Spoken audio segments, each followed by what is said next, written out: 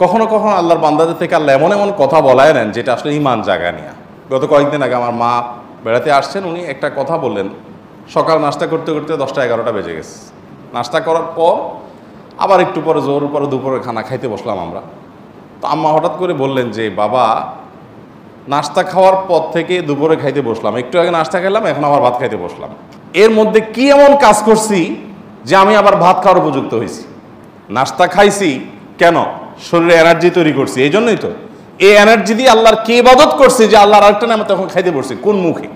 আগে যেটা খেয়েছি সেটার একটা হক তো আদায় করবো, কিছু ভালো কাজ তো করবো, তারপরে না আবার এনার্জির জন্য আমি খাওয়া দাওয়া করব। আগেরটা করছি করে এখন আবারটা খেতে বসছি, মাঝখানে আমার অ্যাচিভমেন্টটা কি, অর্জনটা কি? আমি চিন্তা করলাম যে কত বড় কথা, অথচ এটাই বাস্তবতা যে আমি কোরবানির গোশত খাবো, দাঁত কসমস করছি, ভালো কথা, তার জন্য আমি কি অ্যাচিভমেন্ট করেছি, আমার অর্জনটা কি? যে আমি আল্লাহর দেওয়া নেয়ামত, আল্লাহ তো কোরবানির গোশতটা আমাদেরকে খেতে দিয়েছেন, এটা হলো হাদিয়া, এটা হলো আল্লাহর তরফ থেকে আমাদের জন্য কি, কিভাবে হাদিয়া? দুনিয়াতে এমন কোন দান আছে যে দানকারী নিজে আবার খায়? আছে কোনো দান?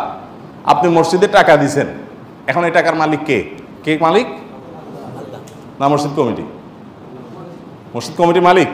তো মালিক হলে তো মসজিদ কমিটি বাইরে নিয়ে যেতে পারতো। মালিক কে? আল্লাহ।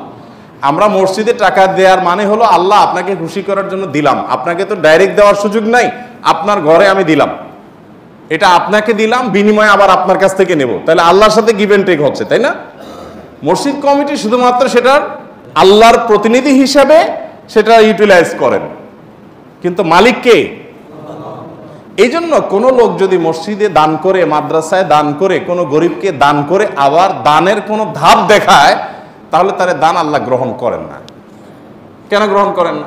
কারণ তুমি তো আমাকে দাও নাই, তুমি সেখানে দিয়ে ভাব ধরেছো যে এটা তো আমার দান, আমার দেওয়া, এবং সেটার ফিডব্যাক তুমি আশা করছো, তাহলে আমার কাছে তুমি আর আশা করতে পারো না। আমার জন্য দিয়ে থাকলে শুধু আমার কাছে আশা করবা, আর কারো কাছে কিছু আশা করবা না।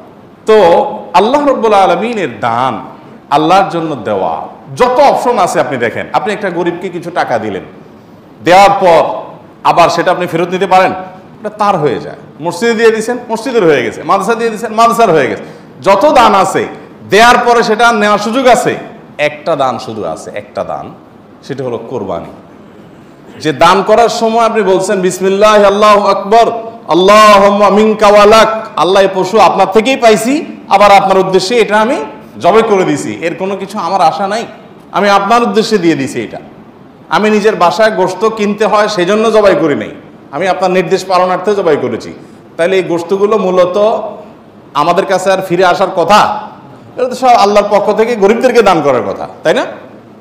কিন্তু না, আল্লাহ কোরআনে বলছেন ফাকুলু মিনহা, কোরবানির গোশত থেকে তোমরাও খাও, তোমরাও খাও, আর ওয়াতআমুল কানিআ ওয়াল মু'তার, যাদের আছে আত্মীয় স্বজন তাদেরকেও দাও, প্রতিবেশীদেরকেও দাও, আবার অভাবী মানুষদেরকেও দাও। তার কি দাঁড়ালো?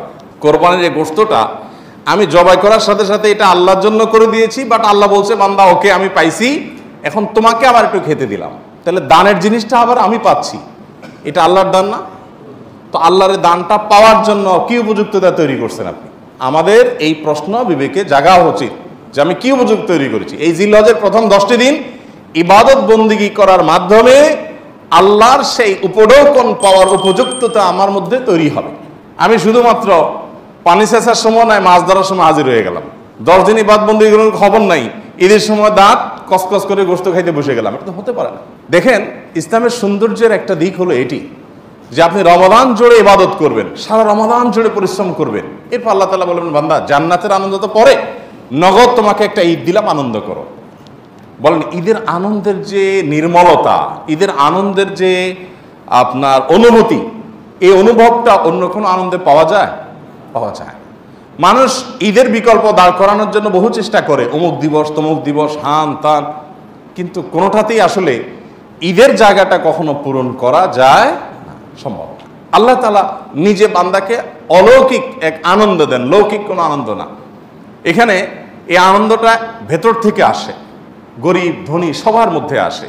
তো এটা যে দিচ্ছেন আল্লাহ তাআলা, তার জন্য আগে একটা ইবাদতের মৌসুম রেখেছেন, রমাদানের 30 দিনের মৌসুম, আর এই ঈদুল আজহাতে 10 দিনের মৌসুম। এই পুরো সময় ইবাদতবন্দি করবেন, এরপর আপনি ঈদ উদযাপন করার জন্য নিজেকে উপযুক্ত হিসাবে আশা করতে পারেন। আল্লাহ আমাদেরকে তৌফিক দান করুন।